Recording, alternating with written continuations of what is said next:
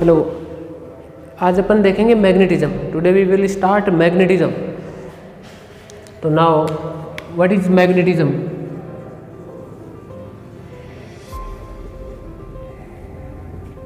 देखिए क्या होता है। सबसे पहले स्टार्टिंग होती है एक एक्सपेरिमेंट से। एक ओर्स्टेड एक साइंटिस्ट थे, उन्होंने एक एक्सपेरिमेंट किया था जिसे बोलते हैं ओर्स्टेड एक्सपेरिमेंट। ओर्स्टेड एक्सपेरिमेंट उन्होंने किया क्या था कि मान लीजिए एक वायर ली उन्होंने जिसमें करंट आई फ्लो हो रही है, और उसके पास में एक नीडल रख के देखिए, कंपास, मैग्नेटिक कंपास जिसे बोलते हैं। ये मैग्नेटिक कंपास है, इसके पास में रखा मैग्नेटिक कंपास को एक करंट कैरिंग वायर के पास। ये करंट कैरिंग वायर इसके पास है, मैग्नेटिक कंपास रखा। तो जैसे इस कंपास को अपन इसके पास में लेके आते हैं तो डिफ्लेक्ट होता है, ये ऐसे डिफ्लेक्ट हो जाता है, मैग्नेटिक कंपास डिफ्लेक्ट्स। ठीक है, ये प्रैक्टिकली जो देखा गया, जो ऑब्जर्वेशन है उसकी बात कर रहे हैं अपन। सेकंड ऑब्जर्वेशन क्या था कि जब इसमें करंट की डायरेक्शन अपन ने रिवर्स कर दी तो then direction of deflection will also reverse. तो जो इसमें जो डिफ्लेक्शन था मैग्नेटिक कंपास में वो भी रिवर्स हो गया, डिफ्लेक्शन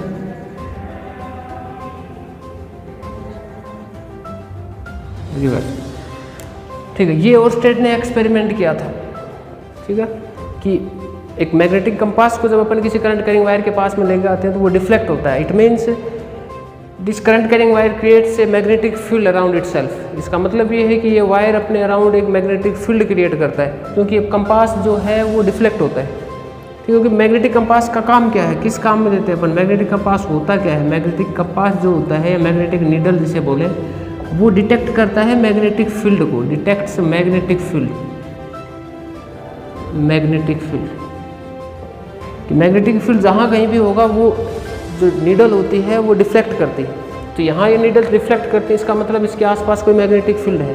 तो इसके पास तो ये करंट कैरिंग वायर रखी है, मतलब कि ये करंट कैरिंग वायर ही अपने आसपास मैग्नेटिक फील्ड बना रही है। तो यहाँ से प्रूव हुआ था कि each current carrying wire creates a magnetic field around itself. A current carrying wire, conclusion क्या था इस एक्सपेरिमेंट का कि एक current carrying wire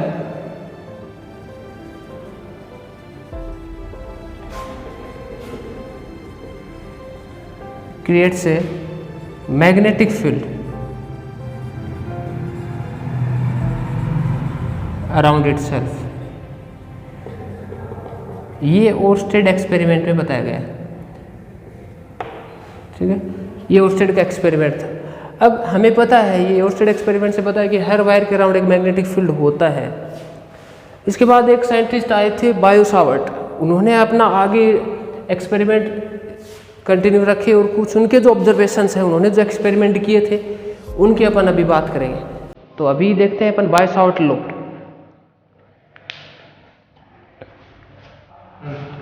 now Biot Savart law, Biot Savart law. तो देखिए, ये दो साइंटिस्ट थे, बायो एंड सावर्ट, उन्होंने एक्सपेरिमेंट किया था। जो हुआ क्या था देखिए, उन्होंने भी एक करंट कैरिंग वायर ली थी। ये करंट कैरिंग वायर है जिसमें करंट आई फ्लो हो रही है, और इसके पास में एक चार्ज को रख के देखा। यहाँ एक चार्ज रखा जो रेस्ट पे है। ये एक्सपेरिमेंटल ऑब्जर्वेशन है, जो हुआ था वो बता रहे हैं। एक चार्ज को रखा इस करंट कैरिंग वायर के पास में जो रेस्ट पे है, तो देखा कि ये रेस्ट पे ही रहा। जब रेस्ट पे रखा तो रेस्ट पे रहा। सेकेंड ऑब्जर्वेशन क्या था कि जब इसी चार्ज को, ये सेम वायर है और सेम चार्ज है, इसी को मूव करा दिया वी वेलोसिटी से, ये मोशन में है भी।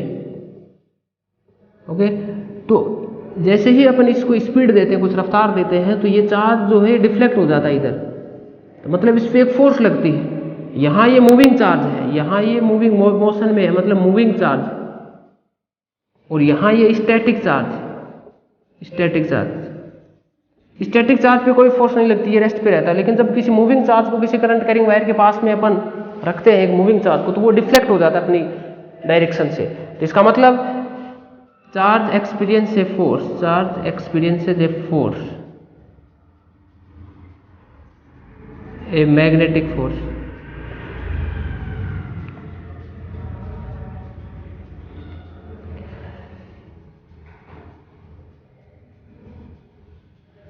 ठीक है, नेक्स्ट ऑब्जर्वेशन क्या था कि इसी वायर के पास में सेम मूविंग चार्ज है, लेकिन इसकी जो डायरेक्शन है, इसमें जो करंट की डायरेक्शन है वायर की वो रिवर्स कर दी, इसमें डायरेक्शन रिवर्स कर दी।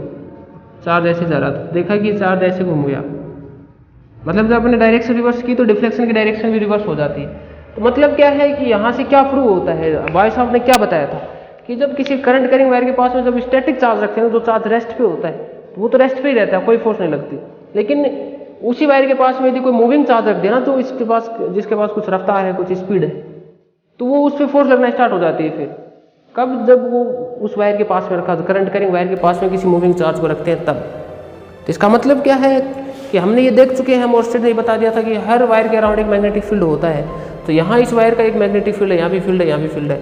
लेकिन ये भी चार्ज इस मैग्नेटिक फील्ड, इस वायर के मैग्नेटिक फील्ड में रखा है, ये चार्ज भी इस वायर के मैग्नेटिक फील्ड में, ये चार्ज भी इस वायर के मैग्नेटिक फील्ड में है। तो यहाँ होता क्या है, समझना बात को। यहाँ से ये कंक्लूजन आता है कि जब चार्ज रेस्ट पे होता है तो कोई फोर्स नहीं लगती मैग्नेटिक फील्ड की वजह से। यहाँ मैग्नेटिक फील्ड है इस वायर का, यहाँ बात सब, ये मैग्नेटिक फील्ड है, यहाँ ये मैग्नेटिक फील्ड है वायर का, यहाँ भी मैग्नेटिक फील्ड है ये वायर का, ये चार्ज जो भी है। तो यहाँ भी मैग्नेटिक फील्ड में रखा चार्ज, यहाँ भी। लेकिन जब चार्ज रेस्ट पे होता है तो मैग्नेटिक फील्ड कोई फोर्स नहीं लगाता, लेकिन चार्ज जब मोशन में होता है तो मैग्नेटिक फील्ड जो उस पर फोर्स लगाता है। यहाँ भी चार्ज मोशन में है तो यहाँ फोर्स लगती है। इसका मतलब कि मैग्नेटिक फील्ड जो होती है ना, मैग्नेटिक फील्ड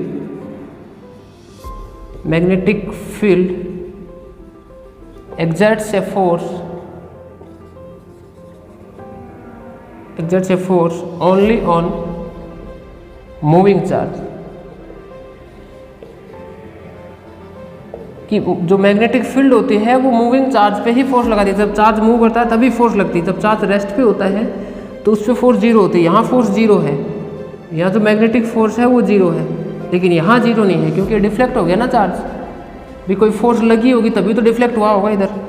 यहाँ भी फोर्स क्या है, नॉट इक्वल टू जीरो। तो ये बाउशॉर्ट का कुछ ऑब्जर्वेशन था।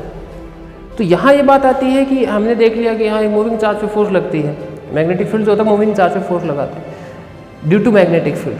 तो अब अपन देखेंगे कि इस वायर के पास में कितनी मैग्नेटिक फील्ड बनती है, वो भी बाउशॉर्ट ने बताई थी कि इसके, हमने देख लिया कि इसके आसपास मैग्नेटिक फील्ड है, लेकिन कितनी है, उसकी वैल्यू कितनी है, वो बाउशॉर्ट ने ही बताई थी। Thank you.